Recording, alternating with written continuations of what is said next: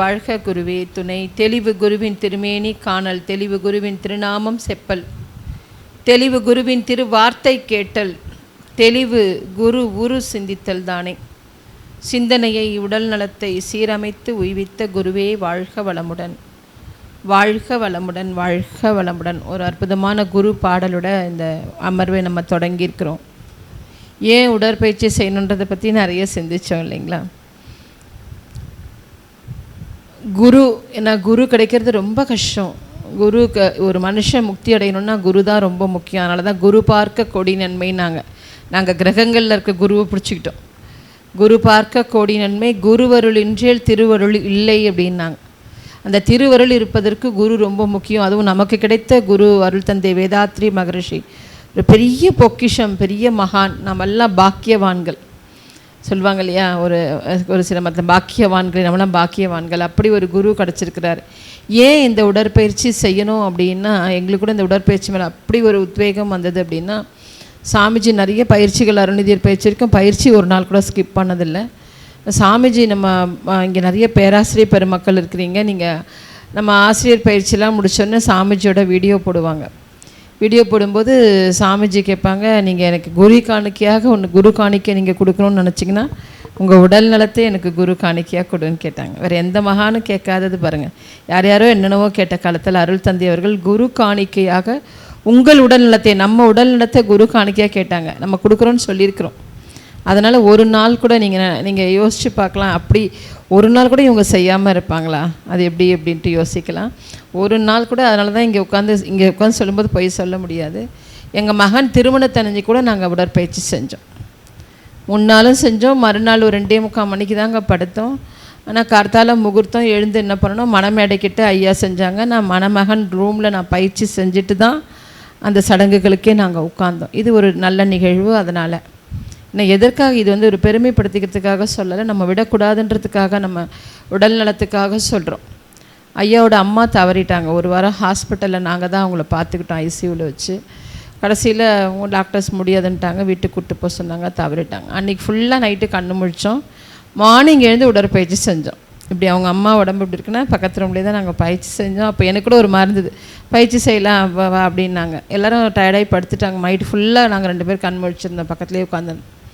Morning எழுந்து காத்தால் எழுந்த உடனே நாங்கள் பாட்டுன்னு பல் தேய்ச்சிட்டு பயிற்சி செஞ்சுட்டு தான் அடுத்த வேலைங்களை பார்த்தோம். ஏன்னா ஒன்று தான் தோணுச்சு. எனக்கே கூட கொஞ்சம் சங்கடமாக இருந்தது. அப்போது யாராவது நினச்சிப்பாங்களோன்னு. அப்போ தோணுது என்னென்னா, சாமி குரு சொல்லியிருக்கிறாங்க உடல் நலத்தை குரு காணிக்கையாக கொடுன்னு கேட்கும்போது நம்ம அவங்கள மீறி நம்ம அதை ஒரு நாள் கூட நம்ம ஸ்கிப் பண்ணக்கூடாதுன்னு விட்டதே இல்லை பயிற்சியை. ஏன் இந்த பயிற்சி அப்படின்னா, நாம் நிறைய கடவுள்கிட்ட வேண்டுறோம் இல்லையா, நம்மளோட பொருளாதார நிலையில் உயர்த்தி கொள்வதற்கு. நமக்கெல்லாம் என்னென்னா, இந்த பயிற்சியுடைய நோக்கம் என்ன, ஏன் சாமிஜி அவ்வளோ இந்த உடற்பயிற்சியை பற்றி சொல்கிறாங்கன்னும் போது வேதத்தில் சொல்கிறாங்க. நம்ம பெரியவங்க எல்லாருமே சொல்லியிருக்காங்க, வேண்டுதல் வேண்டாமை நன்று, நீ எதையும் வேண்டாத. ஏன்னா நமக்கு வேண்ட தெரியாது. சரியாக போய் ஒரு கடவுள்கிட்ட போய் ஒன்று கேட்குறதுக்கு நமக்கு தெரியாதாம்மா, அவங்க கரெக்டாக சொல்லியிருக்கிறாங்க. அதனால் நாம் நினச்சிருக்கோம் நம்ம கரெக்டாக வேண்டணும் கடவுள்கிட்ட. முன்ன ஒரு வித்தியாசம்னா, பயிற்சி எடுத்துக்கு முன்னாடி கடவுள்கிட்ட வேண்டணும், பயிற்சிக்கு அப்புறம் குருக்கிட்ட வேண்டிகிட்ருக்குறோம். இப்போ அவ்வளோதான். குருஜி மகர்ஷியா நீங்கள் கொடுங்கன்னுட்டு. வேண்டுதல் வேண்டாமை நன்றுன்றதுக்கு வேதத்தில் ரொம்ப அழகாக ஒரு கதை சொல்லுவாங்க. ஒரு ராஜா இருந்தார், அவர் ரொம்ப சிறப்பாக ஆட்சி செய்தார் அந்த ராஜ்யத்தை. அந்த அரசவையில் சொன்னாங்க அமைச்சர்கள்லாம், நம்ம ராஜ்யம் மாதிரி செழிப்பான ராஜ்யம் எதுவுமே இல்லை, ரொம்ப சிறப்பாக ஆட்சி செஞ்சிட்ருக்குறோம் நம்ம அப்படின்ட்டு. அப்போல்லாம் ராஜாலாம் நம்ப மாட்டாங்க. இப்போ இருக்க மாதிரிலாம் கீழே இருக்கவங்க சொன்னால் அவங்களே தன்னிச்சையாக இது உண்மைதானான்னு தெரிஞ்சுக்கணும்னு அவர் நகர்வலம் போனார். மாறுவேடம் அணிந்து நகரை ஃபுல்லாக சுற்றி வந்தாருங்க. சுற்றி வந்து எல்லாம் பார்த்தாரு. எல்லாம் ரொம்ப செழிப்பாக இருக்கிறாங்க, சந்தோஷமாக இருக்கிறாங்க. யார் வீட்லேயும் துக்கமே இல்லை. ஒரு சின்ன இது கூட இல்லை, சந்தோஷமாக இருக்கிறாங்க.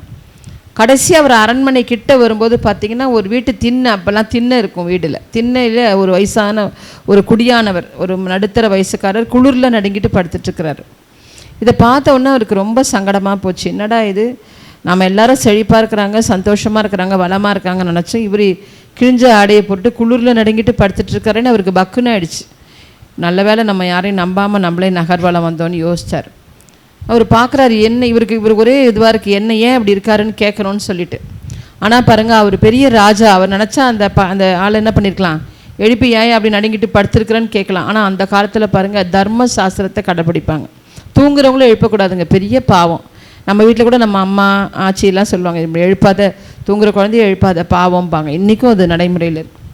தூங்குறவங்களை எழுப்பக்கூடாதுல. இப்படி யோசிக்கிறார் எப்படி இவனை எழுப்புறதுன்னுட்டு. தன் மேலே இருந்த ஒரு கம்பளியை எடுத்து ஒரு ஆடை, ஒரு கம்பளி ஆடை மாதிரி போத்திருந்தார். அதை எடுத்து அந்த குடியானவன் மேலே போத்துறார். எனக்கு அந்த கதை வந்தால் கண்டிப்பாக என்ன பண்ணுவான், வெடிச்சிட்டு பார்ப்பான்னு சொல்லிட்டு அவர் யோசித்து தன் மேலே அந்த ஆடை எடுத்து அந்த குடியானவன் மேலே போத்துறார். போத்திட்டும் கம்மு நின்றுட்டுருக்கார். அவன் எந்திரிச்சிக்கிறானா பார்க்கலான்ட்டு. கொஞ்சம் நாளைக்கு கழிச்சு அவன் என்ன பண்ணான், தன் மேலே ஒரு கதப்பு தெரிஞ்சவனே கண் விழித்து பார்க்குறான். பார்த்தா யாரோ ஒருத்தர் நிற்கிறார், தாடி வச்சுட்டு. பதறிட்டு எழுந்துக்கிறான். என்னங்கன்ட்டு. ஒன்றும் இல்லை, நான் இந்த நாட்டோட ராஜா, நகர்வலம் வந்தேன். என் நாடு ரொம்ப செழிப்பாக இருக்குதுன்னு நினச்சேன். நீ இவ்வளோ சங்கடப்பட்டுருக்குற, உனக்கு என்ன சங்கடம் என்னன்னு தெரியல. நாளைக்கு வந்து என் அரசவையில் பாருன்ட்டார். என்னை எப்படிங்க உள்ளே விடுவாங்க அரசவையில்னாங்க. இந்த ஆடை பாருங்கள், இதில் ராஜ முத்திரை இருக்குது, இதை காணிச்சிட்டு நான் சொல்லிட்டு போயிடுவேன், உன்னை உள்ளே விட்டுருவாங்கன்னுட்டு. மறுநாள் காலையில் அரசவை குடிச்சுங்க. ராஜா ராணி உட்காந்துருக்காங்க, அமைச்சர்கள்லாம் உங்களை மாதிரி உட்காந்துருக்காங்க. அந்த குடியானவன் வந்தார், உள்ளே விட்டுட்டாங்க அவரை. ராஜா கேட்குறாரு, நீ கேட்பது ஒன்றாக ஒரே ஒன்று தான் கேட்கணும். நீ எதை கேட்டாலும் நான் தர தயாராக இருக்கிறேன். எனக்கு உங்கள் கஷ்டத்தை போக்கணும், கேளுன்னார். நம்ம என்ன கேட்டிருப்போங்க? நீங்களாக இருந்தால் என்ன கேட்டிருப்பீங்க? அந்த இடத்துல என்ன கேட்டிருப்பீங்க? ராஜாவாகணும்னு கேட்டிருப்பீங்களா? நீங்கள் எல்லோரும் ராஜா தான் ஆகணும்னு கேட்பீங்களா? ஒரு அரசாங்க வேலை பாருங்கள், நம்மலாம் பாருங்கள் எப்படி கேட்குறோம் இல்லை. அவர் என்ன பண்ண நின்றுட்டே இருந்தால், சீக்கிரம் சொல்லு, நான் டைம் ஆகுது எனக்கு அரசவைக்கு. ஒரே கேள்வி, கேட்பது ஒன்று, பதில் நான் ஒன்று கொடுக்குறேன். அவன் என்ன தெரியுங்களா கேட்டான், எனக்கு இப்போ சாப்பிட்டு 3 நாள் ஆச்சு, எனக்கு பசிக்குது, ஒரு கவலம் கஞ்சி கொடுன்னு கேட்டேன். இது வந்து வாட்ஸ்அப் கதை இல்லைங்க, யஜுர்வேதத்தில் சொல்லப்பட்ட கதை. இது வேதத்துக்கு நடுவில் வருது. இதை சொல்லி முடிச்சுட்டு அந்த கருத்தை சொல்கிறாங்க. அந்த குடியானவன் கஞ்சி கேட்டான் பார்த்தீங்களா, அதுதான் நாம் இங்கே உட்கார்ந்துருந்தாங்களா ராஜாராணி, அதுதான் இறைவனாமா. எல்லாம் தர தயாராக இருக்கிற இறைவனிடம் போய் என்ன பண்ணுறோம், எனக்கு சொந்தமாக ஒரு வீடு வேணும், என் பொண்ணுக்கு கவுன்சிலிங்லேயே சீட்டு வந்துடணும், சின்னதாக ஒரு கார் வாங்கிடணும், இப்படி சின்ன விஷயங்கள நாம் கேட்குறோம். எல்லாமே இறைவன் கொடுக்க தயாராக இருக்கிறான். நாம் அதை பெற்றுக்கொள்ளக்கூடிய தகுதியை நாம் வளர்த்து கொள்ளணும் அப்படின்னு சொல்லுது. அதனால் அதை சொல்லிவிட்டு, இந்த கதையை சொல்லிவிட்டு, மனிதனாக பிறந்த பிரபஞ்சத்தில் மனிதனாக பிறந்த ஒவ்வொருவரும் வேண்ட வேண்டிய 2 விஷயங்கள். ஒன்று நாணசேன ஜீவன், இன்னொன்று அநாயசேன முக்தி. இந்த நாணசேன ஜீவன்னா சமஸ்கிருதங்க. இது ரெண்டுமே. நாணசேன ஜீவன்னா என்னுடைய கடைசி காலம் வரைக்கும் நான் என்ன பண்ணணும், யார்கிட்டையும் என்னை கொஞ்சம் எழுந்து உட்கார வைப்பா, தலை பின்னி விடுப்பா, ஒரு டம்ளர் தண்ணி கொடுப்பா, என்னை குளிப்பாட்டுப்பான்னு யார்கிட்டையும் என்ன பண்ணக்கூடாதான், கேட்கக்கூடாது. அது பிட்சைக்கு சமம்னு சொல்லுது, யாச்சகத்துக்கு சமம், பிச்சை எடுக்கிறதுக்கு சமம். அநாயசேன முக்தி, என் மரணம் எப்படி இருக்கணும்னா, உடல் அளவிலோ மனதளவிலோ பொருளாதார அளவிலோ எனக்கோ பிறர்க்கோ துன்பத்தை கொடுக்கக்கூடாது. என்னோடய மரணம் நம்ம என்ன செய்கிறோங்க, நம்ம வீட்டில் ரொம்ப இப்போ எங்கள் அப்பா கூட இருந்தாங்க, உடம்பு சரியில்லாமல் படுத்திருந்தப்போ நம்ம நிறைய இப்போ ஐயா நல்ல வசதி இருக்குது, என்ன நல்ல ஒரு உடம்பு சரியில்லை, நல்ல ஹாஸ்பிட்டலில் வச்சு என்னை ஸ்பெஷல் ரூமில் வச்சு பார்க்க முடியும், எனக்கு தலை பின்னி விட முடியும், எல்லாம் செய்ய முடியும். என் வழியை யார் அனுபவிக்கணுங்க? நம்ம தான் நம்ம வழியை அனுபவிக்கணும். இப்போ அந்த மாதிரி ஒரு சுச்சுவேஷன் இருக்கும்போது, ஒரு உடம்பு சரியில்லாமல் இருக்காங்கன்னா நம்மளை பார்க்க வரவங்களை என்ன சொல்கிறாங்க, என்னப்பா அப்பா எப்படி இருக்காருன்னு கேட்டால், அதை ஏங்க கேட்குறீங்க, எங்கள் அப்பா எப்படி இருப்பார் கம்பீரமாக, ஒரு டியூபெல்லாம் சொல்லி வச்சு ரொம்ப கொடுமை பண்ணுறாங்கங்க, டாக்டர்ஸ் ஒன்றுமே சொல்ல மாட்டேங்கிறாங்க, 48 மணி நேரம் ஆயிடுச்சு, கடவுள் சீக்கிரம் அவரை இப்படி ஒரு கஷ்டப்படுறதுக்கு பதிலாக சீக்கிரம் கூட்டிகிட்டு போயிட்டா, அந்த வார்த்தை சொல்கிறோம் பார்த்தீங்களா, அதை விட ஒரு கொடுமை ஒன்றுமே இல்லை, அதை விட ஒரு பெரிய பாவம் ஒன்றும் இல்லை வேதம் சொல்லுது. அப்போ நம்மளுடைய முக்தி எப்படி இருக்கணுமா, நம்மளுடைய மரணம் ரொம்ப அனாவசியமாக, நம்ம எதுக்கோ நான் அனாவசியம், எனக்கு இது அனாவசியம், ஒரு பேச்சா எனக்கு அனாவசியம், ஒரு கிளாஸ் எடுக்கிறதா அனாவசியம், ஒரு சமையலாக அனாவசியம்னு சொல்கிறோம். என்னுடைய மரணம் எனக்கு ரொம்ப அனாவசியமாக இருக்கணும் அப்படின்னு சொல்லுது. இப்போ அதெல்லாம் நம்ம சரி பண்ணணும் அப்படின்னா, நம்ம உடல் நலத்தில் சாமிஜி சொல்கிற மாதிரி சுயநலமாக இருக்கணும். ரொம்ப அழகாக அதான் சாமிஜி சொல்கிறாங்க. ஏன் அப்போ பயிற்சி பண்ணணும், எல்லாம் வயசாகிடுச்சிங்க, இனிமேல் பயிற்சி பண்ணி என்ன பண்ண போகிறேன் அப்படின்னு. இப்போ கடவுள் என்னை கூப்பிட்டா போதும், எல்லா கடமையும் முடிச்சிட்டேன் போயிடுறேன்னு போயிடக்கூடாது. என் வாழ்நாளை நான் நீட்டிச்சு நானே வாழ்ந்து என் பதிவுகளை நான் கழிக்கணும். ஏன்னா நம்ம எல்லோரும் நிறைய படிக்கிறோம். ஐயா கூட சித்த மருத்துவம் படிச்சிருக்கோம், வர்மம் படிச்சிருக்கோம், நிறைய சொன்னாங்க. என்ன தான் படிச்சிருந்தாலும் நம்ம படிக்காமல் சொல்லக்கூடிய ஒரே வார்த்தை நம்ம எல்லோரும் சொல்லுவோம், இங்கே இருக்கிற மொத்த பேருமே சொல்லியிருப்போம் ஒரு தடவையாவது, யார் செஞ்ச பாவமோ எனக்கு இந்த வழி வந்துருச்சுப்பா சொல்கிறேம்மா, நான் மனசறிஞ்சு யாருக்கு எதுவும் செய்யலை, நான் செஞ்ச பாவமும் என் குழந்தை இப்படி கஷ்டப்படுது, முன்னாடி இருக்கவங்க என்ன பண்ணி வச்சுட்டு போனாங்கன்னு தெரியலன்ற. அப்போ அந்த பாவம்னு சொல்கிறோம் பார்த்தீங்களா, அந்த பாவம்னு சொல்லுவோம். சாமிஜி இப்போ அவருடைய வார்த்தைகள்லாம் எப்படி தான் அப்படி போட்டான்னு தெரியலங்க. நிறைய நம்ம பாவம்னு சொல்லிட்டு இருந்தோம். இப்போ என்ன சொல்கிறோங்க, அந்த பாவத்துக்கு பதிவுன்னு சொல்கிறோம் பார்த்தீங்களா. நீங்கள் பாவம் சொல்லி பாருங்கள், வாயை நிறைய திறக்கணும். நீங்கள் பாவம்னு சொல்லி 10 தடவை ஒரு 2 தடவை பாவம் சொன்னீங்களே உங்கள் நாபியில் உங்களோட நேவல் பாயிண்டில் ஒரு வைப்ரேஷன் தெரியும். வாயை நிறைய திறக்கணும். பாவம் என்பது நெடில், பதிவு. வாயை திறக்க வேண்டாம், குறில். பதிவுன்னு போது உங்களுக்கு ஒரு வைப்ரேஷனும் உடம்புல வரவே வரதில்லை பாருங்கள். அந்த வார்த்தையால் கூட நம்ம உடல் நலம் பாதிக்கக்கூடாதுன்னு அருள் தந்தை அவர்கள் பதிவுன்னு போட்டாங்க. அப்போ இந்த பிறவி என்பது பதிவு, விலங்கின பதிவு. ஐயா சொன்ன மாதிரி இந்த பதிவுனால தான் இந்த பிறவி எடுத்து வந்திருக்கோம். இப்போ எல்லாத்துக்குமான கேள்வி அருள் தந்தை கிட்ட இருக்குது. இந்த பதிவுனா என்ன? யார் செஞ்ச பாவமோ யார் செஞ்ச பாவமோன்றமே, அந்த பாவம் எனக்கு எவ்வளோ இருக்குது, என் குடும்பத்தில் எவ்வளோ இருக்குது, எனக்கு எவ்வளோ பாவம் இருக்குது, நான் எப்படி தெரிஞ்சுக்கிறதுக்கு தோணுதுங்களா? ரொம்ப அழகாக சொன்னாங்க. எத்தனை விஷயத்தில் பாவம் தெரியும் நாங்கள் சாமிச்சு. பதிவு 4 வகையில் தெரியணும் நாங்கள். உடலிலே நோய், உள்ளத்திலே கலங்கம், மனசில் குழப்பம், வாழ்க்கையில் சிக்கல். பாருங்கள், எல்லாத்துக்குமான கேள்வி இங்கே இருக்குது. நம்முடைய பதிவு எப்படி தெரியும்? எனக்கு நிறைய பதிவு இருக்குது அப்படின்னு நான் தெரிஞ்சுக்கணுன்னா, நான் அடிக்கடி உடம்பு வந்துகிட்டே இருக்குதா, எனக்கு பதிவு இருக்குது, என் முன்னோர் பதிவு இருக்குது. மனசில் குழப்பம் இருந்துகிட்டே இருக்குதா, நிம்மதியாகவே இருக்க முடியல, எனக்கு பதிவு நிறைய இருக்குது. வாழ்க்கையில் சிக்கல் இருந்துகிட்டே இருக்கா பாருங்கள். உடலிலே நோய், மனதிலே குழப்பம், வாழ்க்கையிலே சிக்கல், உள்ளத்திலே கலங்கம். நாங்கள் ஏதோ ஒரு மனசு ஒரு ஒவ்வாமையாக இருந்துகிட்டே இருக்குதுன்னா நமக்கு பதிவு நிறைய இருக்குதுன்னு அர்த்தம். அப்போ அந்த உடலிலே நோய் தான் முதல் பதிவு சொல்கிறாங்க. அதை தான் வேதம் சொல்லுது, கர்மான்னு சொல்லுது. இந்த பதிவு தான் கர்மா அப்படின்னு சொல்லுது. கர்மா என்பது 80% உடல் சார்ந்த கர்மாவும் 20% மனம் சார்ந்த கர்மாவும் இருக்குது. அப்போ உடல் சார்ந்து தான் எவ்வளோ இருக்குங்க? 80-20 கர்மா தேரின்றாங்க. 80% உடல் சார்ந்து தான் இருக்குது. உடலில் நோயா, கை வலியா, கால் வலியா, முட்டு வலியா, கர்ப்பப்பை பிரச்சனையா, இல்லை ஹிரண்யா ட்ரபிளா, ஏதோ ஒரு வழியாக நம்ம உடம்புல இருந்துகிட்டே இருக்குது. அந்த உடல் நோயை போக்குவதற்கு தான் அருள் தந்தை அவர்கள் உள்ள நுழையும் போதே முதல்ல என்ன பண்ணாங்க? உடற்பயிற்சி கொடுத்தாங்க. இந்த உடற்பயிற்சியை நாம் தவமாக செய்யும்போது இந்த உடலிலே வர நோயை நம்ம என்ன பண்ண முடியும்? கண்டிப்பாக போக்கிக் கொள்ள முடியும். அதற்காக தான் உடற்பயிற்சி செய்யுங்க, உடற்பயிற்சி செய்யுங்க, உடற்பயிற்சி செய்யுங்கன்னு சொல்கிறது. ஏன்னா மற்றவர்களுக்கும் செய்பவர்களுக்கும் செய்யாமல் இருப்பவர்களுக்கும் என்ன வித்தியாசம்னா, அவங்க ரொம்ப கஷ்டப்படுவாங்க. நம்ம எவ்வளோ நோய் இருந்தாலும் நம்மளால் என்ன பண்ண முடியும்? நம்மளுடைய டே டு டே ஆக்டிவிட்டிஸ், அன்றாடிய வேலைகளில் எந்த தடங்களும் இல்லாமல் நாம் சிறப்பாக செஞ்சுட்டே இருக்க முடியும்.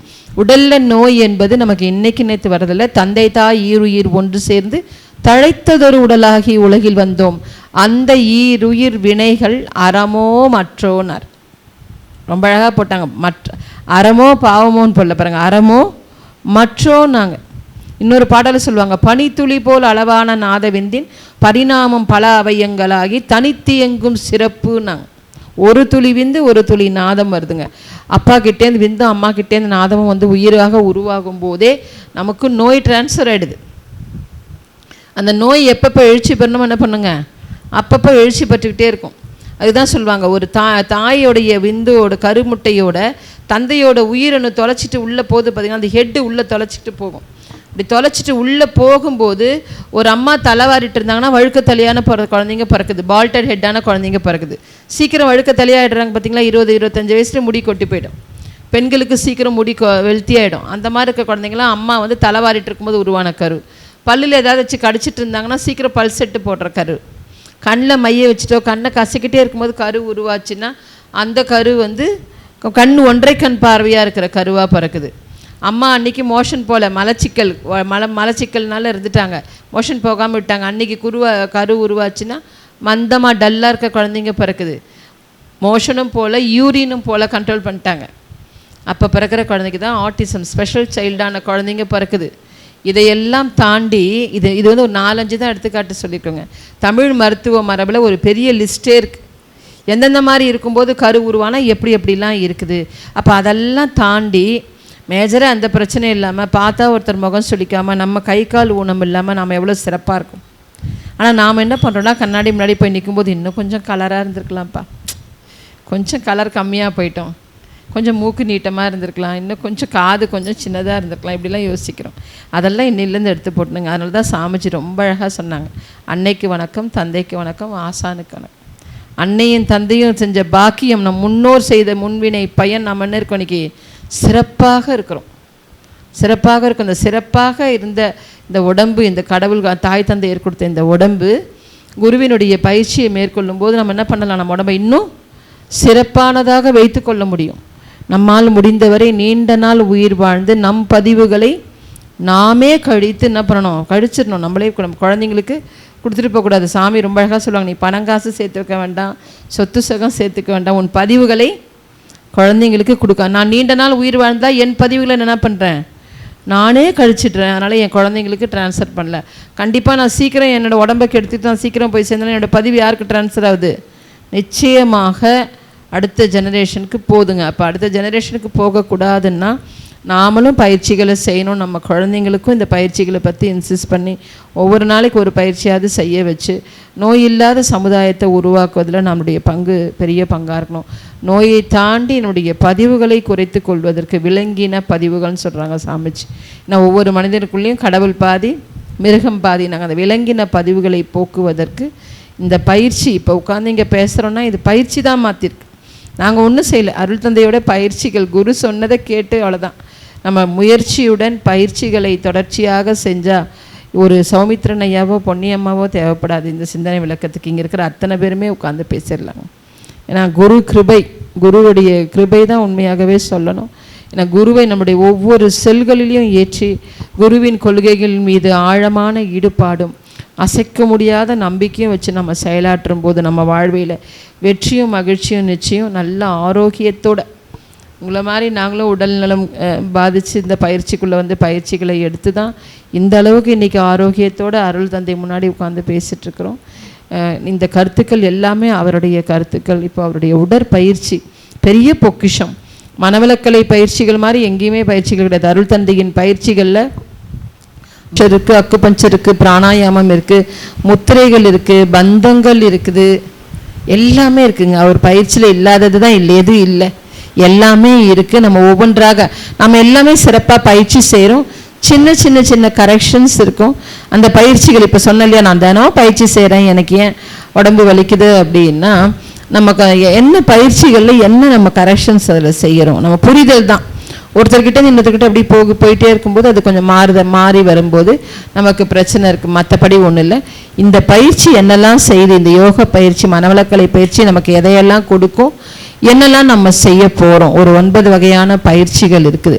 அந்த பயிற்சிகளில் அருள் தந்தை என்ன கொடுத்துருக்குறாங்க, அதை நம்முடைய புரிதல் எப்படி இருக்குது, இன்னையிலேருந்து அந்த புரிதலை மாற்றி சரியாக நம்ம பயிற்சியை செஞ்சு இங்கே இருக்கிற அத்தனை மெய்யன்பர்களும் பதிவுகளிலிருந்து நம்மை காத்து கொண்டு நல்ல ஆரோக்கியமாக வாழ்வோன்றதுல சந்தேகமே இல்லைங்க. இப்போ பயிற்சிக்குள்ளே போகலாங்க. வாழ்க வளமுடன். இப்போ 3/4 மணி நேரமாக நம்ம என்ன பேசின்னு இருக்கோம், கதை பேசின்னு இருக்கோம். கதை தானே பேசியிருந்தோம், கதையை பேசிகிட்டு இருந்தோம். என்ன பேசிகிட்டு இருந்தோம், ஏன் செய்யணும், நீண்ட காலம் உயிர் வாழணும், என் பதிவை நானே போக்கின்னு, என்னுடைய அடுத்த தலைமுறைகளுக்கு என்னுடைய நோய்களை கொடுக்க கூடாது. ஆனால் சொத்தெல்லாம் கொடுக்கலாம், சொத்தை கொடுக்கலாம், நோயை கொடுக்கக்கூடாது, அம்மா அந்த யஜுர்வேதத்தில் ஒரு கதை சொன்னாங்கல்ல, அதே மாதிரி தான் யஜுர்வேதத்திலே சொல்லுவாங்க. ஒரு இடத்துல குரு சீடருக்கு போதிக்கிறார். இந்த பதிவை பற்றி, கர்மாவை பற்றி போதிக்கும்போது சொல்கிறாரு, நம்ம அது இன்னி காலத்துக்கு ஏற்ற மாதிரி நம்ம கதையை கொஞ்சம் மாற்றிக்கலாம். கதையினுடைய உட்கரு அதுதான். நம்ம இன்னி காலத்துக்கு அதை சொன்னால் உங்களுக்கு புரியாது. இப்போது காலைல வரும்பொழுது ஐயா கிட்டே பேசிக்கிட்டே இருந்தேன், நம்ம துணைத் தலைவர் ஐயா கிட்ட, உங்கள் வீட்டுக்கிட்டலாம் எவ்வளோ லேண்டு அப்படின்னு கேட்டேன். ஒரு சென்ட்டு 12 லட்சம் ரூபாய் சொன்னார். ஒரு சென்ட்டு 12 லட்சம் ரூபாய் சொன்னார். ஒரு சென்ட்டு 12 லட்சம் ரூபான்னா கிட்டத்தட்ட ஒரு 5.5 சென்ட்டுன்னா ஒரு கிரவுண்டுன்னு நம்ம சொல்கிறோம் இல்லையா, ஒரு 75 லட்சம் ரூபாய் ஒரு கிரவுண்டு. அந்த மாதிரி பெருந்துறையில் இந்த மெயின் ரோட்லேயே ஒருத்தருக்கு 10 கிரவுண்டு இடம் இருக்குது. எத்தனை கிரவுண்டு? 10 கிரவுண்டு. 10 கிரவுண்டுனா 7.5 கோடி. அவருக்கு 2 பிள்ளை. நல்லா ஞாபகம் வச்சுங்கோ. இந்த கதையெல்லாம் யாருக்கு இந்த கதை? நமக்கு தான். 10 கிரவுண்டு லேண்ட் அவருக்கு. அவர் என்ன பண்ணார், ஒரு 74 வயசில் இறந்துட்டார். அவர் இறந்த உடனே அவருக்கு 2 மகன் தானே. இப்போ சொத்து யாருக்கு வரும்? 2 மகனுக்கு எப்படி வரும்? பாரு எப்படி சொல்கிறீங்க பாருங்கள், பாதி. அதுலேயும் பாருங்கள், எல்லாமே ரோடு ஃபேஸில் இருக்குது. எனக்கு அந்த பக்கம் முன்னாடி பின்னாடிலாம் கிடையவே கிடையாது. ஈக்குவலாக 2 பேரும் என்ன பண்ணாங்க, 5 கிரவுண்டு பிரிச்சிட்டாங்க. தீர்ப்பு கரெக்டாக தப்பா? நல்ல நீங்கள் தான் சொல்லணும். கரெக்டான தீர்ப்பா? ரைட், இனிமேல் தான் வரப்போகிறோம். இப்போ நீங்கள் தான் சொல்கிறீங்க தீர்ப்பு கரெக்டு. இவங்க 2 பேரும் இந்த அப்பாவனுடைய சோகம் இருந்தாலும் மனசுக்குள்ளே ஆளுக்கு 3.25 கோடி என்ன வந்துருச்சு, இப்போது சொத்து வந்துருச்சு. மனசுக்குள்ளே ஒரு சந்தோஷமாக இருக்குது, ஒரு பக்கம் வருத்தம், கொஞ்சம் சந்தோஷம். எடுத்துகிட்டு கிளம்புனாங்க. கடவுள் என்ன பண்ணார், எங்கேப்பா போகிறீங்க, உட்காருங்க அப்படின்னார். உட்காந்தாங்க. அதான் முடிஞ்சு போச்சே, கிளம்புறோன்னா. உங்கள் அப்பா 10 கிரவுண்டு லேண்டை வச்சுருந்தார். ஆளுக்கு என்ன பண்ணீங்க, அதை 5 கிரவுண்டு எடுத்துக்கிட்டீங்க. உங்கள் அப்பாவினுடைய ஆயுள் படி 120 வருஷம் ஆயுள். அவருடைய முன் தலைமுறை பதிவுகளின்படி அவருடைய ஆயுள் 90 இருந்தது. இந்த 90 இவருடைய செயல்கள், எண்ணம், சொல், செயல் மூலயமா அதை என்ன பண்ணிட்டார், அவர் 74 குறைச்சிட்டார். அவருடைய தவறுனால, அறியாமையினால். உங்கள் அப்பாவுக்கு 78வது வயசில், அவருடைய கர்மவினை பதிவுகளின்படி 78வது வயசில் உங்கள் அப்பாவுக்கு வயிற்றில் கேன்சர் கட்டி ஒன்று இருக்குது. ஆனால் அவர் இப்போ என்ன பண்ணிட்டார், அதை அனுபவிக்கலை. 74லேயே போயிட்டார். இப்போ சொத்தை சமமாக எடுத்துக்கிட்டீங்க. நோய் அது மாதிரி சமமாக எடுக்க முடியாதுப்பா. உங்கள் 2 பேரில் யார் இந்த நோய் எடுத்துக்கிறீங்க? இப்போ நான் ஆரம்பித்தேன், நீங்கள் முடிச்சிங்கல்ல எல்லாத்துலேயும். இப்போ சொல்லுங்களேன் பார்க்கலாம். இப்போ சொல்லுங்கள், யார் முடிப்பீங்க இப்போ?